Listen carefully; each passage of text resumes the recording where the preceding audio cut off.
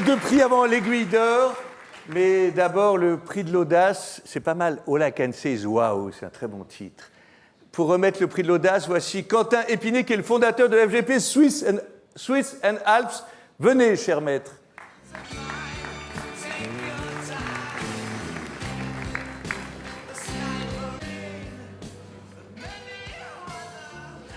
Quelle audace, cet Édouard. Vous avez minci depuis l'année dernière, vous êtes superbe, et vous m'avancerez 2 briques. Je suis d'accord, et moi je trouve que tu es un parfait exemple de complication masculine. Quelle soirée. Merci pour ton accueil.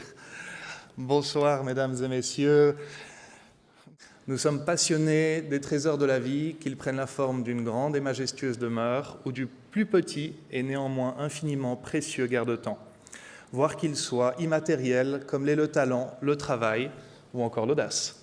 C'est ainsi pour moi le plus grand des honneurs de découvrir avec vous, mesdames et messieurs, j'ai essayé d'être bref, la montre lauréate 2023 du prix de l'audace.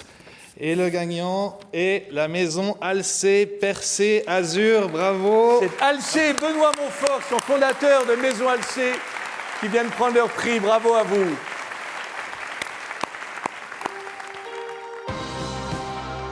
Le concept de cette horloge, livrée en pièces détachées, est que chacun devienne horloger en construisant une œuvre personnelle grâce aux 233 composants fournis dans un coffret en bois.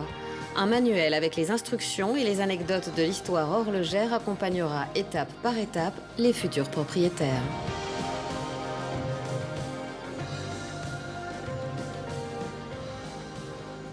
Si vous me le permettez, avant de laisser la parole à Alcé, j'aimerais dire juste quelques mots. Enfin, quelques mots à toi, Alcé, toi, mon associé, mais également et avant tout mon épouse.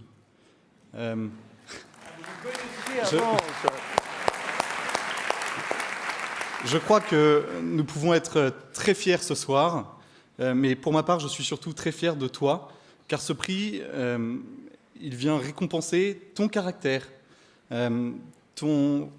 ta vision depuis les prémices du projet et ton audace.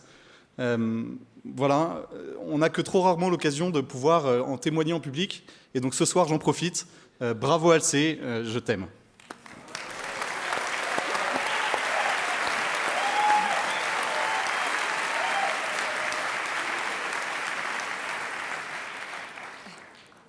Alors je ne m'attendais pas à ça, encore moins à ce discours. Et vous aussi, vous l'aimez aussi. Oui. Oui, oui. Eh ben voilà. J'ai eu une...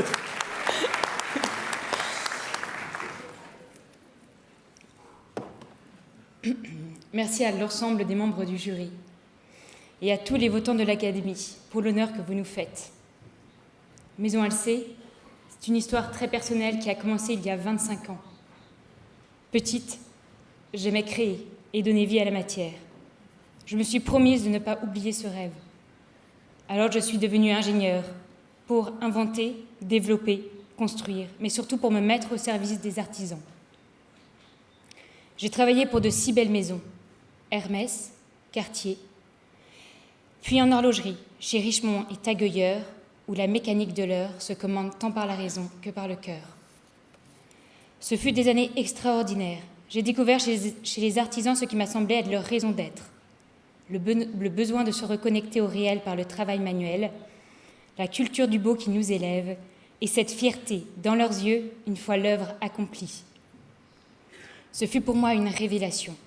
Nous avons un patrimoine d'exception que nous devons transmettre. Mon objectif était devenu clair, mais restait audacieux. Permettre à tout curieux de découvrir la beauté du savoir-faire horloger en assemblant, de chez eux, leur propre pendulette. Il y a 3 ans, et avec mon mari, nous rencontrions Thierry Ducret, un des rares meilleurs ouvriers de France en horlogerie et professeur horloger. Antoine Choumi, designer helvète, et Jean-Marie Desgranges, professeur en construction horlogère. Ensemble, nous développions notre propre mouvement horloger afin qu'il puisse prendre vie dans les mains de tout passionné. Le résultat de cette audace, un coffret avec les 233 composants de la pendulette, tous les outils horlogers nécessaires dont certains ont été spécialement développés pour en faciliter l'usage par les non-initiés. et un beau livre pour accompagner l'apprenti horloger dans son parcours de bâtisseur d'un prétexte à mesurer le temps, ou du moins à le comprendre. Collectionneur incollable, passionné impénitent ou néophyte insatiable, chacun devient, pour un instant, l'héritier de disciplines séculaires et voit, enfin, cette fierté d'avoir fabriqué de ses mains. Merci à vous. Bravo, bravo à vous, bravo. Bravo, madame, monsieur. Bravo, c'est magnifique, c'est fou ces petits remerciements comme ça, je trouve que c'est très touchant, griffonné au dernier moment en disant « au cas où ». J'ai écrit, il y a beaucoup de « au cas où », moi j'ai beaucoup comme ça de remerciements qui étaient prêts. Et puis ils sont toujours dans ma poche, comme certains d'entre vous, vous nous les direz à dîner, tous ceux qui avaient préparé quelque chose. On les écoutera avec beaucoup de tendresse et de bienveillance.